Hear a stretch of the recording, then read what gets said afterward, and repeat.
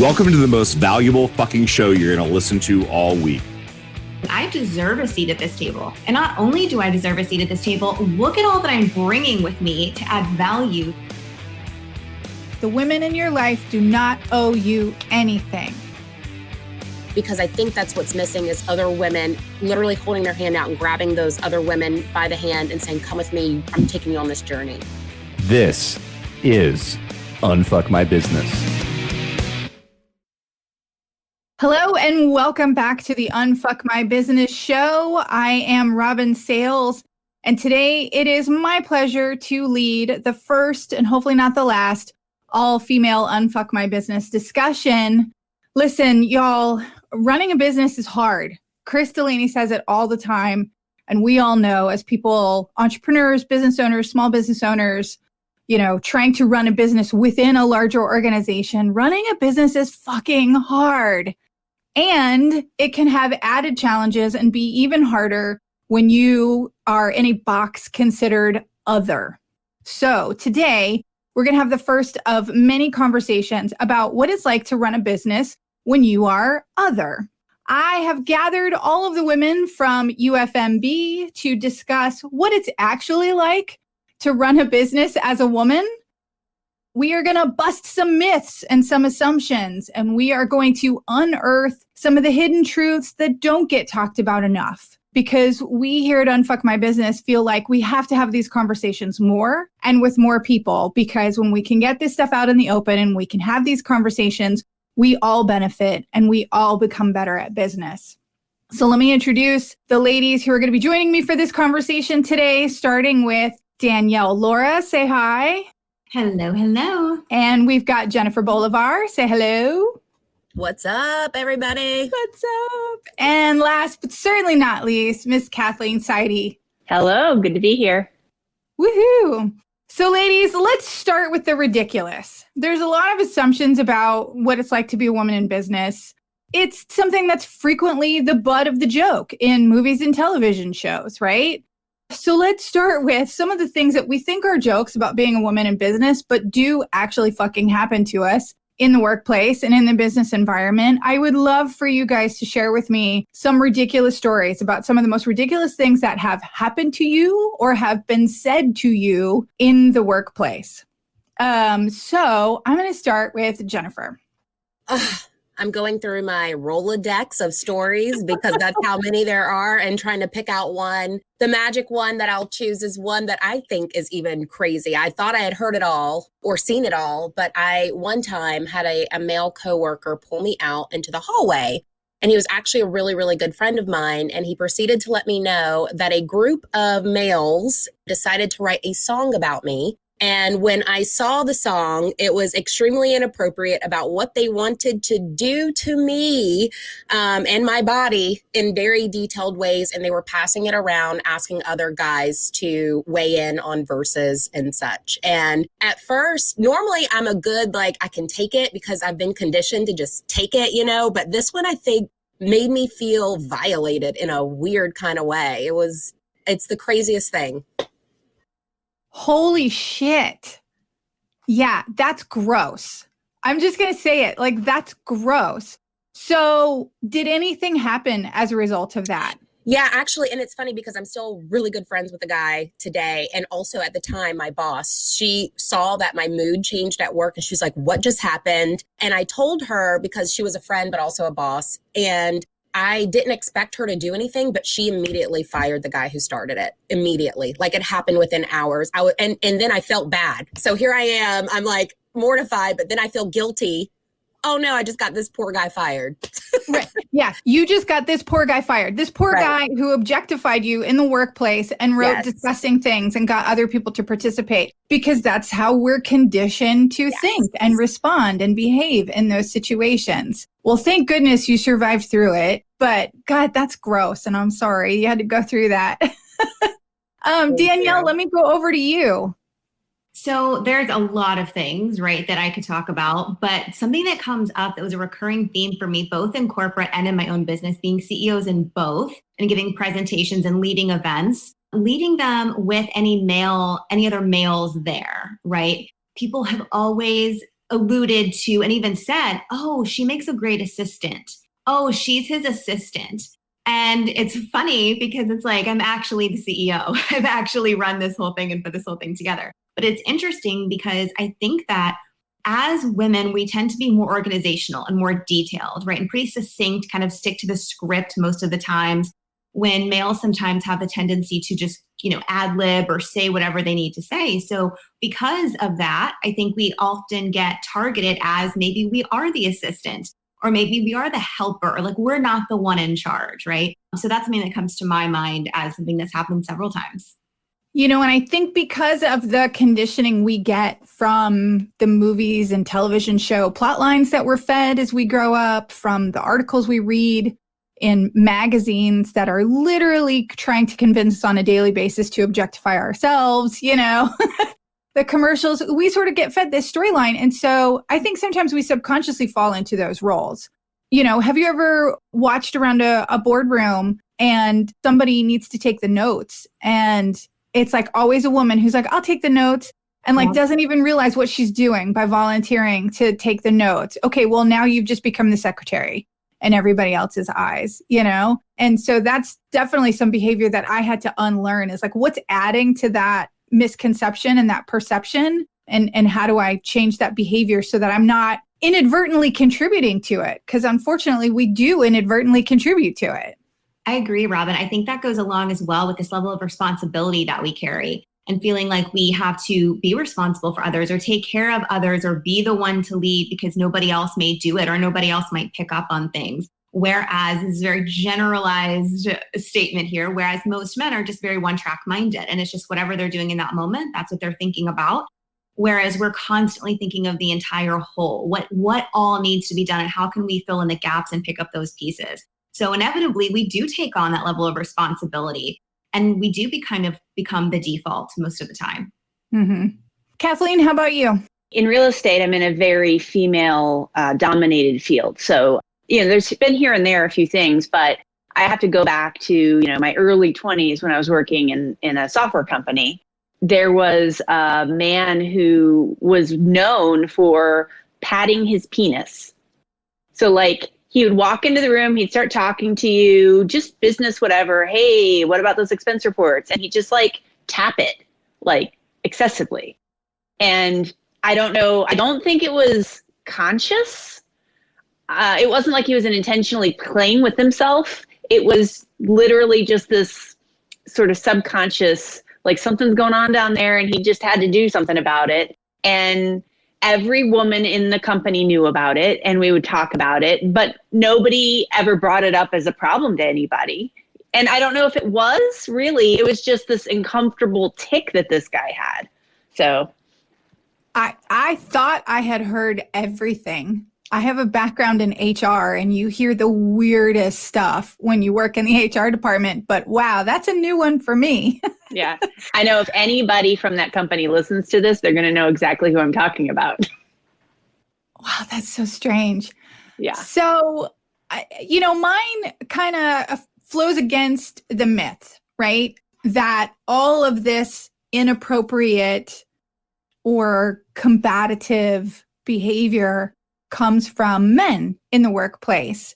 Have I gotten that? Do I still get it? Yes. In fact, I just recently posted about how, the cost of being a woman in business on the internet is I get unsolicited emails, and I don't know about you ladies, but anytime an email starts with, I saw your profile on LinkedIn, I immediately cringe because I don't know what's coming after that. It should be a business email, but guess what? 9 times out of 10, it was, and I thought you looked really interesting and maybe we could get to know each other better. It's not a fucking dating service. It's LinkedIn, you creepy motherfucker, I stopped sending those emails. So do I get that? Yes. But I think one of the craziest ones that I didn't really understand what was happening at the time, and it was one of those instances where looking back at it in hindsight, I realized what was happening is I was working in a marketing position and my boss was a woman and clearly she had control issues and she would use very infantilizing and demeaning language and nicknames to keep me in my place. And I just kept coming home like uncomfortable and not understanding why I was so comfortable or why I was having such a hard time with this woman.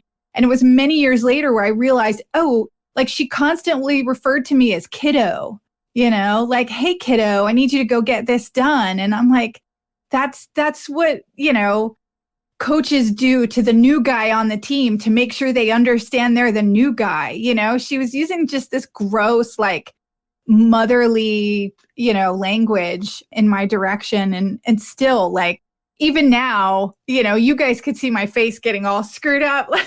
It still kind of creeps me out, you know, and I only made it there for about 3 months before I realized I don't understand what she's doing, but I don't like it. And I got to get the hell out of here.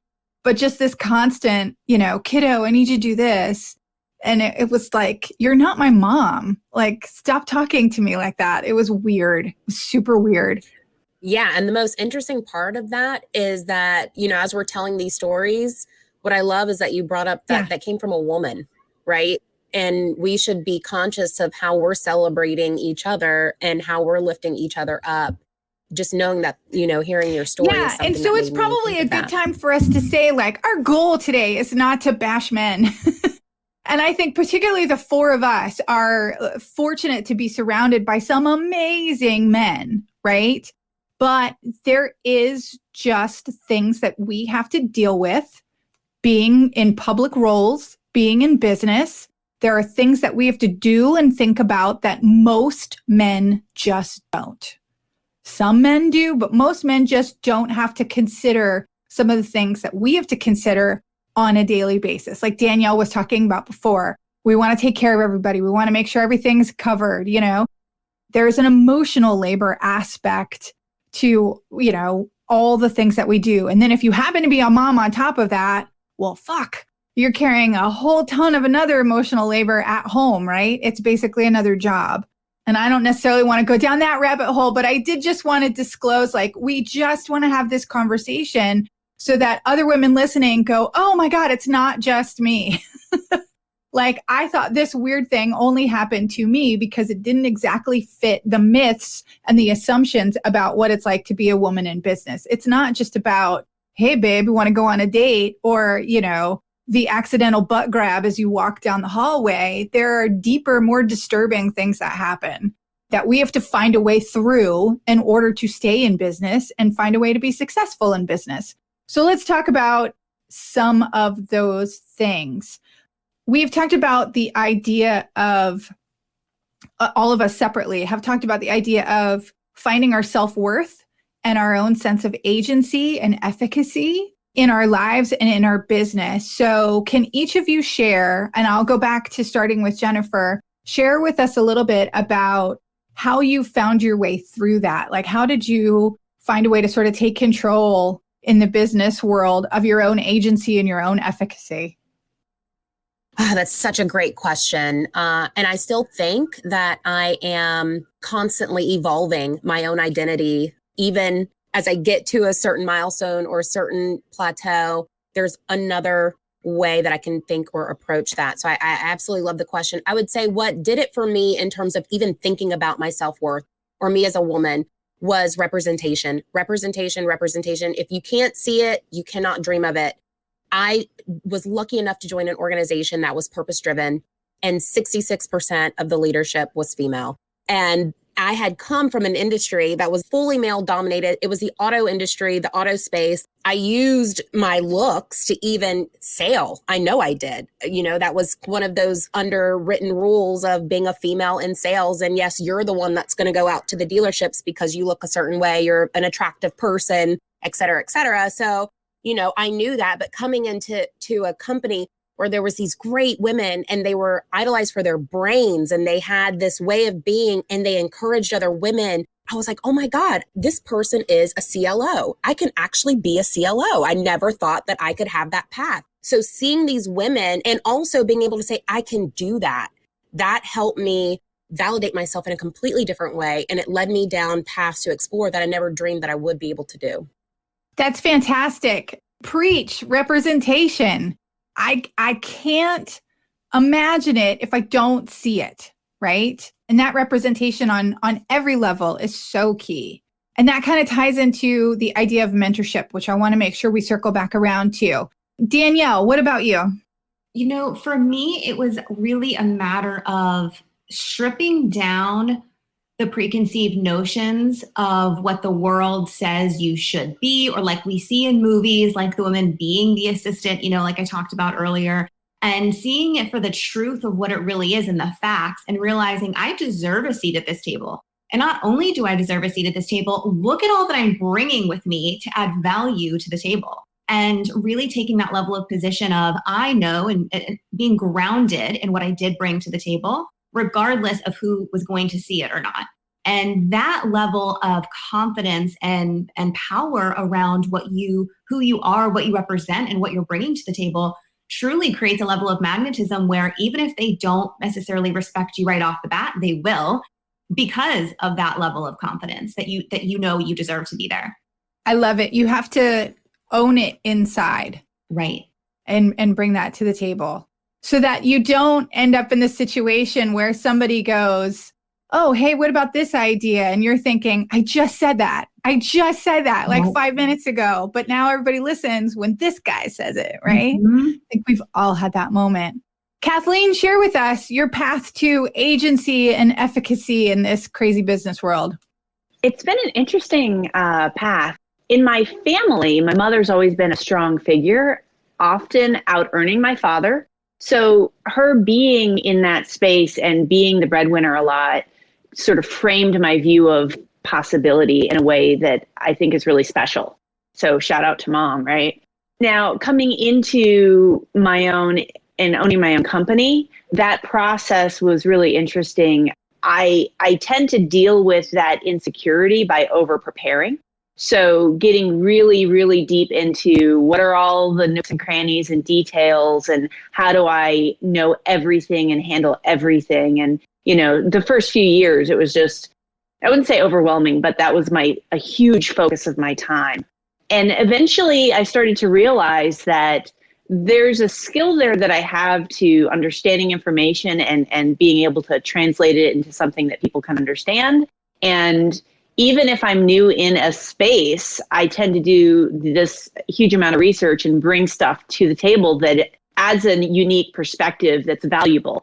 And owning the fact that my voice is valuable and adding that to the conversation elevates it was something really, really nice to step into over the last few years. I'm curious, Kathleen, do you think that need to over-prepare and over-deliver comes from that place I think we've all experienced where we feel more compelled than, say, our male counterparts to prove that we know our stuff? Like we never quite feel like the expert. There's even that crazy statistic that a woman can look at a resume with 12 qualifications, have 11 of them and feel like, oh, I don't have enough to apply for this job. Whereas, you know, a man can look at that same list of qualifications, only have 5 of them and go, I'm a shoo-in, right?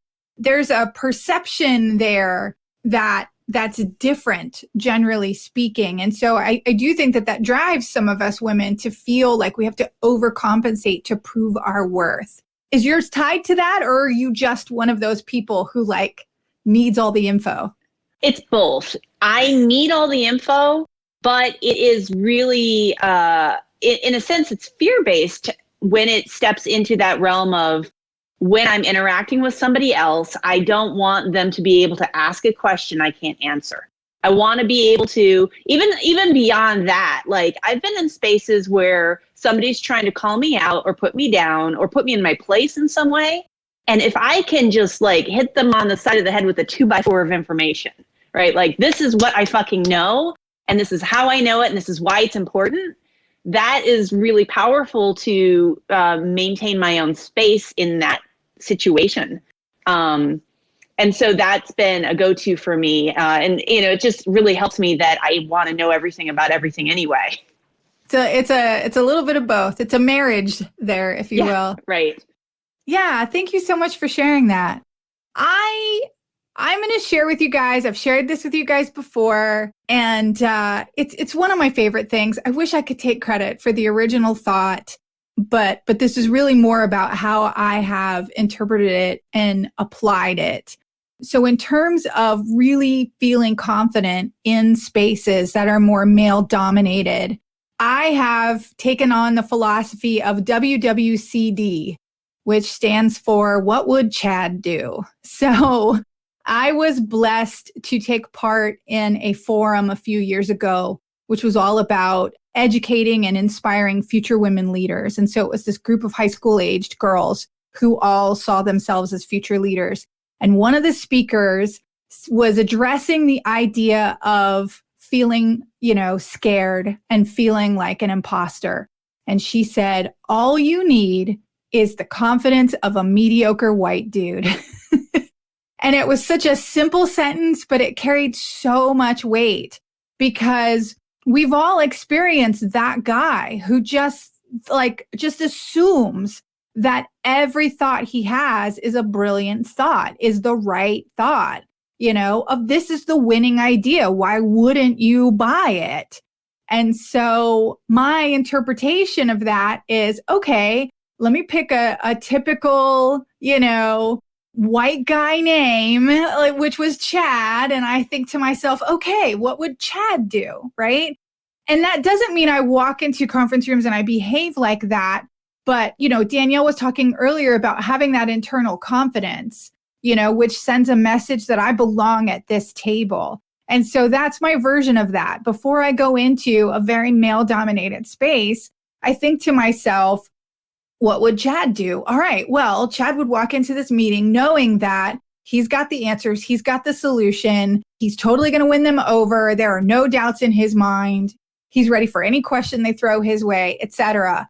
And so having that sort of internal dialogue with myself allows me to absorb that information internally, which is going to broadcast, right? Non-verbally to all the other people in the room, like, oh, she really knows what she's talking about. Oh, she belongs here, right? And so carrying that sense of confidence. And that's just a tool that I've used.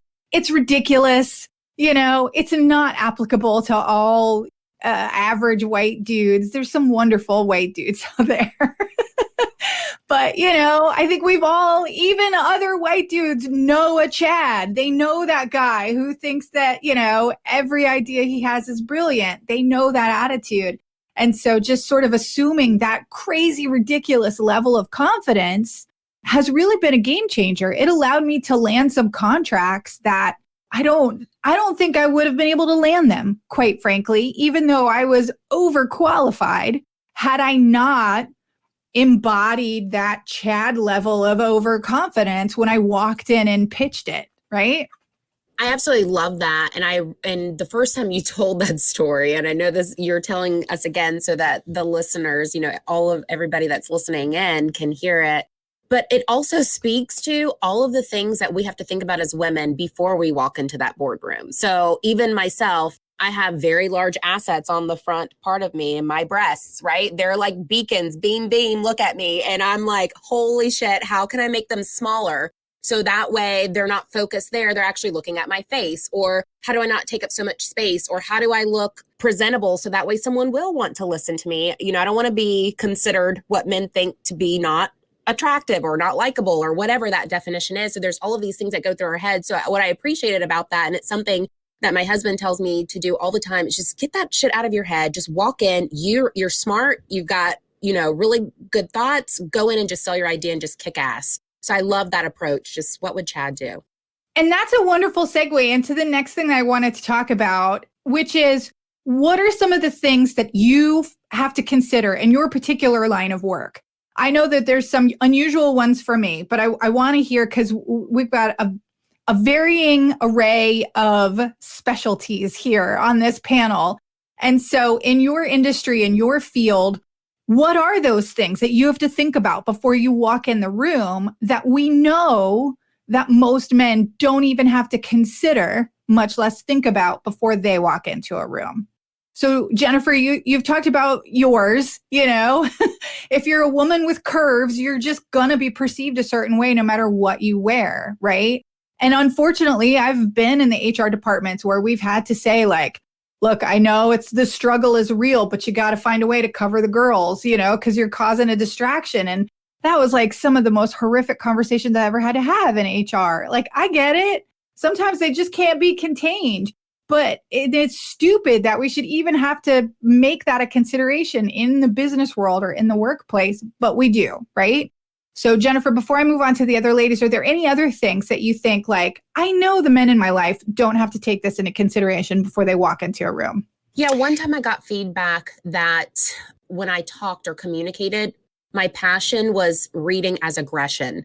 So I was told to think about who I'm speaking to on a regular basis. And I think some of the advice you can take really philosophically as you should always speak to the people in the room, like communicate in the way that they hear you. But I feel like this feedback was taken to the next level of calm your tone, be a little bit nicer. It sounds like you're aggressive. Don't have other people come to your side, go to their side. And I'm thinking, really?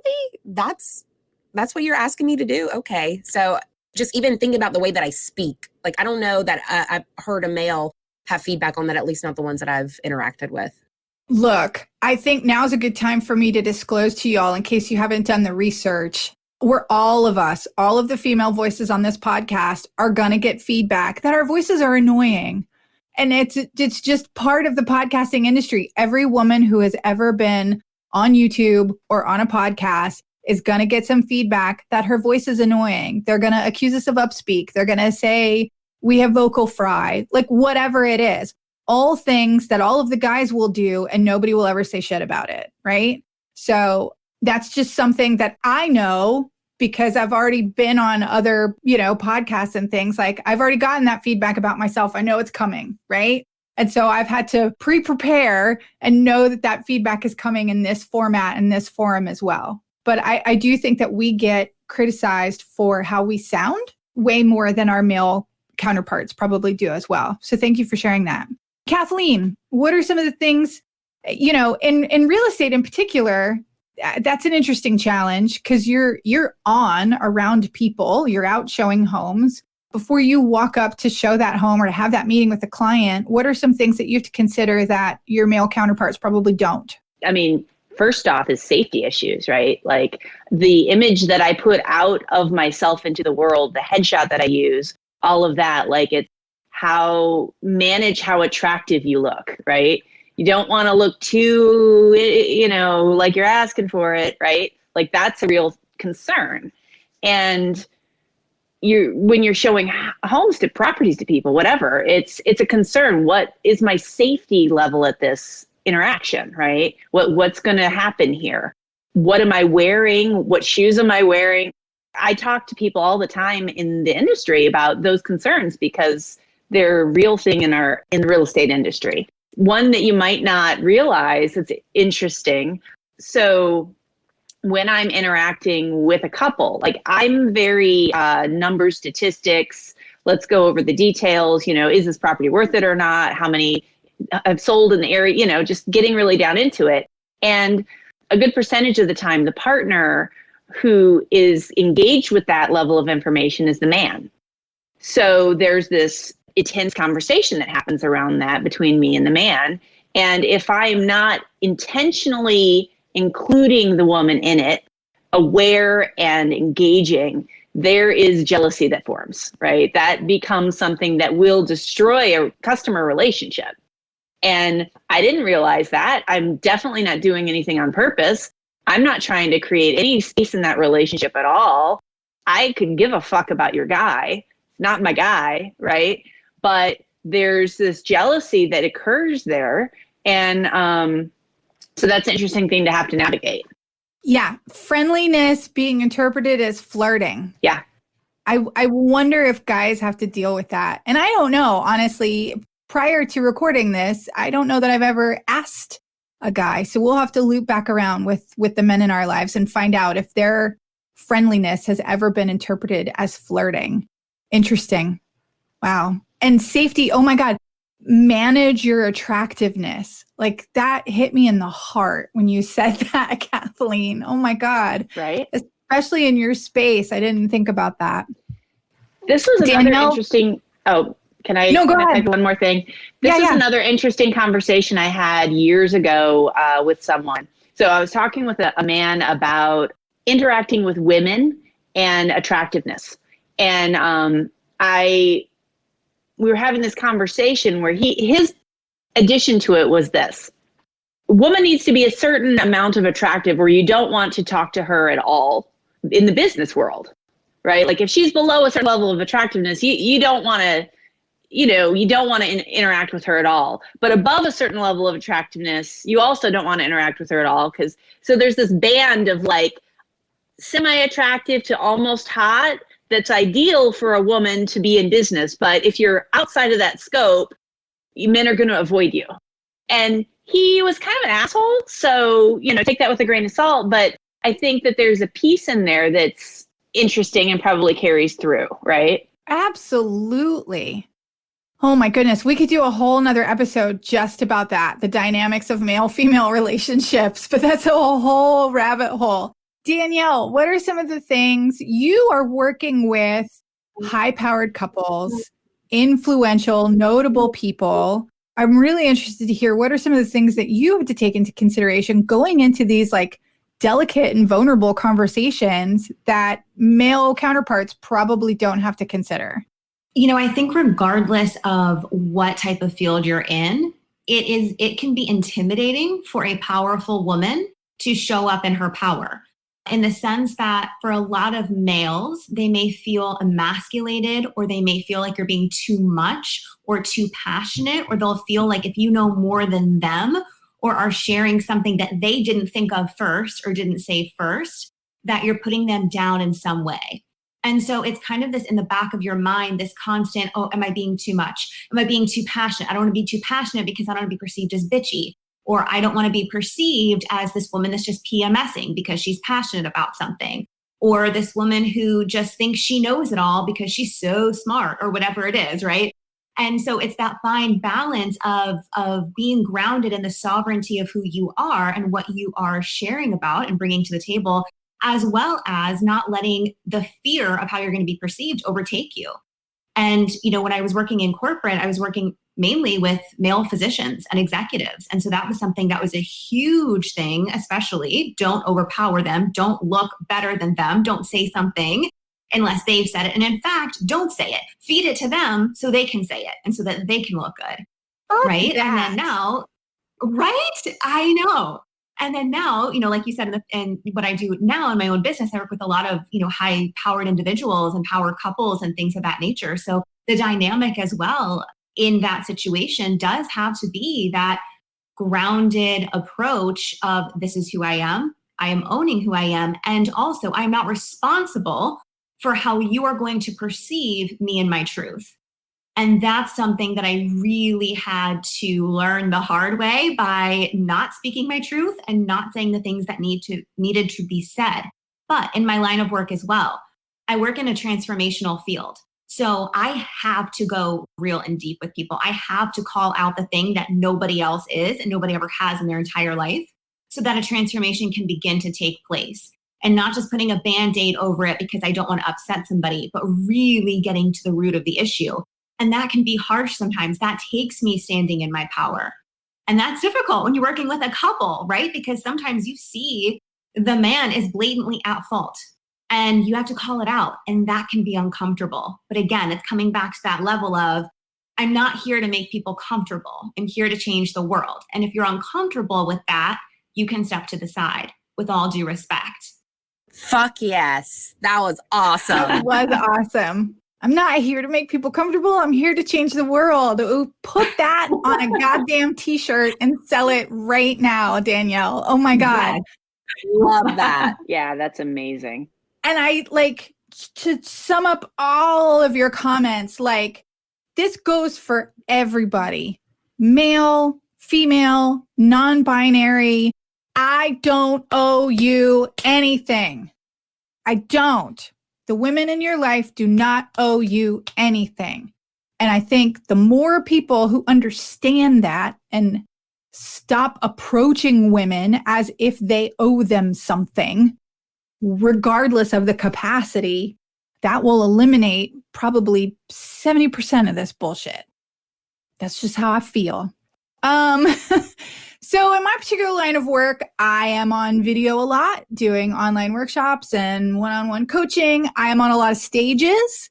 And when you go through speaker training to be on stages, you know, you learn about knee-jerk defensive body posturing, right? That's why podiums were invented, because when you stand behind a podium, it's a barrier between you and the audience and you feel safe, right? And so if you don't have a podium to stand behind, you might cross your legs, you might cross your arms, you might hold your arms out in front of you, and you don't realize that all those things that you're doing is defensive posturing. And so when you're someone like me who stands wide open with their arms wide open, gesturing wildly as I point to this screen and that screen and you in the audience and you, I am very open and very exposed. And so I don't even think like the event promoters who have booked me frequently know that like one of the things that I do, I tell you that I want to see the room ahead of time so that I'm prepared for the tech and I'm prepared for the room layout, right? But one of the other things I'm looking for is where is the exit in case I have to make a quick exit, right? Which is crazy, but it could happen, right? Where is the exit? The other thing I have to do to get prepared to go on stage is I have to where am I in the ongoing weight journey that a woman experiences? Am I at my thinnest right now? Okay, I don't have to fucking worry about how I look, right? Am I not at my thinnest right now? Okay, I need to be prepared for some asshole on a feedback form to tell me I look fat, right? Which shouldn't be a consideration in the speech that I gave at all, but it's going to happen. And so I just need to get in a mental headspace where I know it's coming and therefore it's not going to hit me in a place where it hurts. And then there is a whole conversation that happens in the female speaking world, especially when you get up into big league speaking. So I have some friends who are doing $35,000, $55,000 speaking gigs, right? Where you're on stage at Fortune 500 companies or Broadcast Live or whatever. We all know okay, what bra do you wear? Oh, what bra do you wear? Oh, what underwear do you wear? There's a whole conversation in the women's speaking world about which underwear won't show through as underwear lines and which bra will lock your shit tight so you don't have to worry about jiggle when you're walking around on stage. Because the last thing I want you to pay attention to, like Jennifer said earlier, is any jiggle. Right? I swear to God, I think Spanx was invented specifically for women who are on stage. So that's one less thing that we have to worry about is nothing's going to jiggle while I'm up here. And if you've ever wondered why a female speaker runs away and then comes back afterwards, it's because I got to take off the 14 fucking layers of architecture and infrastructure that held all my shit together while I was on stage, And if I want to breathe and have a casual conversation, you got to give me a minute. Give me a minute to take all this shit off so I can be a real functioning human again. I asked this question in all sincerity, do men speakers have to worry about dick wiggle or positioning before they go on stage? Do they have to worry about underwear butt lines? I don't know that they give a shit. And I don't know that anybody's looking at them that way. But I certainly have to think about it. And I know lots of other women on stage who do as well. So Dick wiggle. Dick wiggle. Hashtag dick wiggle. Right? It's in my brain now. I'm curious there, Robyn. I just have to ask, why were you worried about the exit? What about that for you as a female? What was the exit a symbol of, or why were you worried about the exit? So it's going to make me sound like a pompous asshole, but if I've done my job right, a bunch of people will come rushing to the front of the room to want to talk to me after the speech, right? And if it's a crowd I'm not familiar with, I don't know who's going to be in that crowd of people who come rushing to the stage to want to talk to me, right? And people don't think about it. They saw you, they're excited, they resonated with your message. Sometimes I'll get grabbed. People are so excited, they want you to know that they're there waiting to talk to you. And so I might be focused talking on you here and someone off to the side grabs, right? And so I just need to make sure that I know where to position myself when I come off stage so that if a crowd does come rushing and somebody is grabbing in a way that's not excited or excited in the wrong way, I know how to move to the exit in an orderly fashion. That doesn't like scare the crap out of everybody else, right? Because we're all ultimately here to have a fun time. And I fucking love that crowd. I do. But, you know, it could get scary from fun in like a split second. So you just have to, as long as I know where everything is, then I don't have to worry about it. Thank you for asking that question. And again, it's an element that people don't think about, right? If you're at a future speaking engagement of mine, please do come see me. I really want you to come see me. This is not a please don't come see me moment. It's just to let people know that like, you don't think about it from the crowd perspective. I've done it. I've seen really great speakers or musicians and I want to go run up to them afterwards. And we don't think about what that looks like and feels like on the other side. Okay. So one of the other things that I wanted to make sure we talked about before we wrap up today is, what advice would you give to women who are still carving their path? You know, I feel like the four of us in particular have found our way over, through, and above the adversity. We've managed to navigate around the typical patriarchal bullshit to become successful women in business, right? We may be still getting through the last mile of it, but we've found our methods for getting through it. What is a piece of advice that you would share with women who are just at the start of that journey? They're still finding their way over, around, above, and through. What would you say that maybe you wish somebody said to you at the beginning of your journey? I'll start with Jennifer. My comment is not for the people starting in their journey, but for the people that are there. So the people like myself, which is be intentional about reaching out to other women that you easily can recognize that are starting their journey and guide them, like rise them up. I absolutely love as an executive when other younger women reach out and they're like, oh my goodness, I loved that presentation you gave, or I appreciate, etc. Pick those people apart and go in at them and give them love, show them support, show them that they can do it as well. Because I think that's what's missing is other women literally holding their hand out and grabbing those other women by the hand and saying, come with me, I'm taking you on this journey.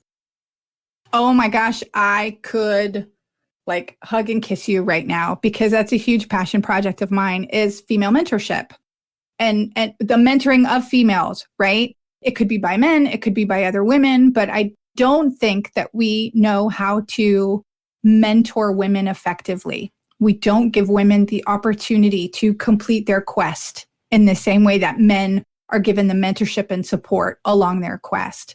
And so, yes, 1,000%, Jennifer, like find those women around you, find the others around you who are probably not getting the mentorship that they deserve, and think about, you know, I may only be 2 steps ahead of you, but here's what I've learned on those 2 steps. So yours will be a lot easier, 100%. Danielle, what advice would you give? I completely second what Jenn just said. That's phenomenal. I 100% agree. Another thing that I would say is, sister, wherever you are on your journey, take time to really go into self-discovery mode and see all of the ways that make you absolutely freaking amazing, and go and take a seat at the table. Even if it scares the daylights out of you, like take one action, even if it's just one action today, or one action this week, or one action this month, or one action this year, that allows you to see the reflection of your own work. I love that so much. Me too. One of my goosebumps all over. I know. We're like throwing goats and high fives and thumbs up while Danielle's talking. One of my favorite quotes is by Tina Fey, who is a badass. And she says, just say yes and figure the rest out later. And I think that speaks to your point, Danielle, about like, even if you're terrified, do it anyways. One thing I tell people all the time is, when you have equal parts exhilaration and terror, that's when you know you're on the right track, right? So just say yes and figure out how to do it, right? Do it with the fear instead of running away from it. Love that. Kathleen, bring it home for us. What advice would you share? Set a goal, like pick where it is you want to be, what it is you want to be doing, and don't let anybody tell you whether it's good enough, whether it's right, whether it fits you. If you believe that you live in a world where sexism controls what you have access to, then that's the world you're going to live in. And you don't have to. You can just decide, this is what I want, and I'm going to get there. And you get there. And you show people how to treat you by how you treat them and how you treat yourself. Yes. Insert GIF of Ilana Glazer. Yes, queen. Love it. Just get there, right? Don't accept it. So that leads me to my final thought for this conversation, which is those of you in the business world who are in any box that is considered other, you do not have to accept those circumstances. Don't just accept. And if you find a tribe of people, don't find a tribe of people who are just going to complain with you about the circumstances. Find a tribe of people who are going to help you to rise, that you can help to rise. All the time, Jinx says, a rising tide lifts all boats. So if you are in the other box and you need support, go find that tribe that's going to be your rising tide. Because if we help each other, if we mentor each other, if we acknowledge and we talk about all the bullshit that we're facing and try to help each other figure out how to face it faster and get through it and find the other side of it, that's going to help everyone in business, not just us. So thank you, ladies, so much for everything that you shared. I think it's so important. And I'm so glad you were willing to have this conversation with me today.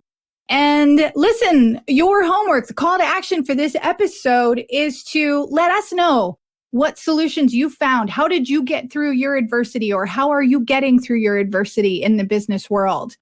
What systems have you developed? Do you have your own version of WWCD? What would Chad do, right? Let us know what that is. You can tag us on social media at unfuckmybiz, or you can email us at WTF@unfuckmybiz.com. And on that note, I will say thank you all for being here. Thank you, Danielle. Thank you, Jenn. Thank you, Kathleen. We will see you next Tuesday.